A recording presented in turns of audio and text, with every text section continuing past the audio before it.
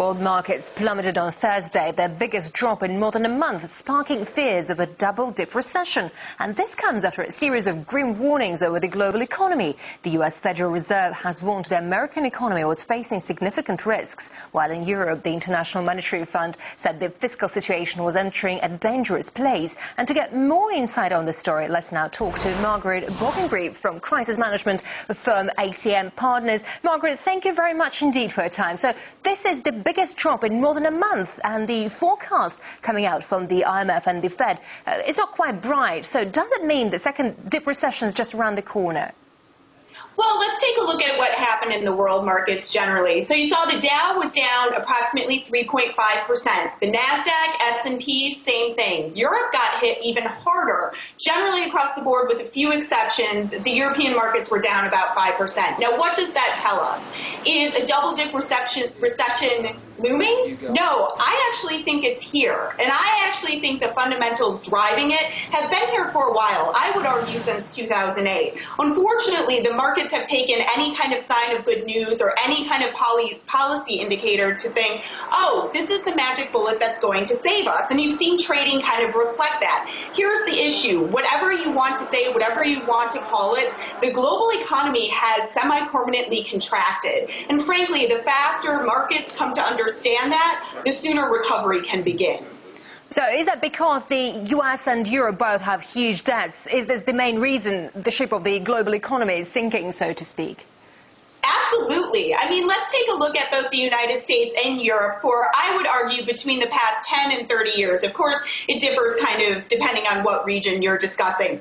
Debt-fueled growth is a great story. It's a great political story, and it's a great economic story. Debt is cheap. It fuels growth. It makes us all think we're growing more and we are doing better than we actually are. What you're coming to see now is the economic chickens and roosters are coming home to roost. What you're seeing with the US and Europe, and one of the things that's so frustrating is I think the markets took a long time to see this, we're not able to pay our bills anymore. So you're going to see a pretty strong contraction, and that will undoubtedly affect the rest of the world. I mean, we are the leading markets of the world. So yes, I would absolutely argue those have been significant driving factors of this crisis. World Bank President Robert Zoellick said advanced countries needed to act quickly to resolve their crises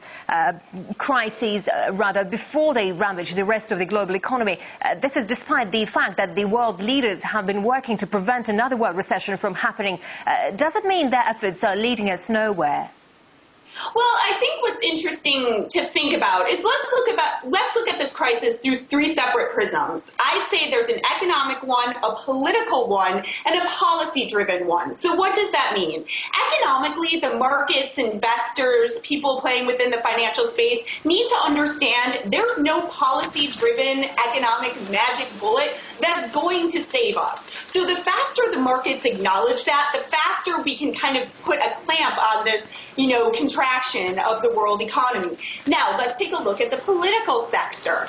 Voters across the board, both in the United States and in Europe, need to understand we aren't being rescued. I hate to sound grim, and I hate to sound like, the person screaming from the financial mount that everything's over. But the sooner we acknowledge that, and the sooner voters understand that no matter what politicians say, there's no policy fix for this, that will slow down this crisis. And finally, let's look at the policy side. Let's take a look at Greece, particularly, and the players within the European Union more broadly. So take a look at Greece. If 6 months ago, when I would argue the financial writing was on the wall, these leaders took a look at this and said, okay, we've got to either fix this or get out. And I would argue getting out has always their decision. Think about how much money would have been saved. Think about how much money would have been pulled from a sinking ship that is inevitably going to sink and be put back into buttressing German banks, fixing French infrastructure. But again, the policy leaders were so, forced to adhere with the political forces and voters were saying, along with what the markets were saying, that everyone kind of interacted in this terrible, perfect economic storm that's resulted in the crisis that we see today. Also, Asia was touted as a locomotive of world growth, but it has also plunged. So whom should we now look to as a model of growth then? See, I'd actually argue looking at any given country or any given region as a locomotive of economic growth is really disastrous as well. Obviously, there are specific cases where you say, oh, this country is growing because of a commodities price shift or something like that. But I think generally what you're asking and what a lot of investors ask me is, well, what about China? China's growing. That seems to be the great growth story of, the past decade and this coming one. Here's the thing. Look at China and look at a lot of sort of growing economies. A lot of that growth, particularly in China, is tied to first world developed countries' consumption.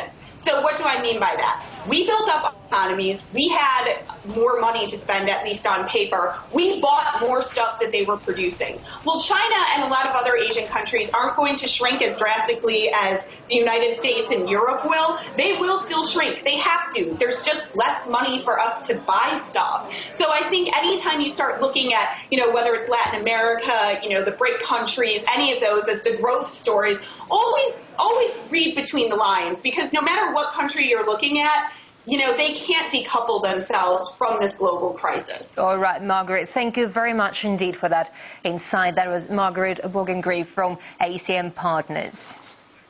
Thank you.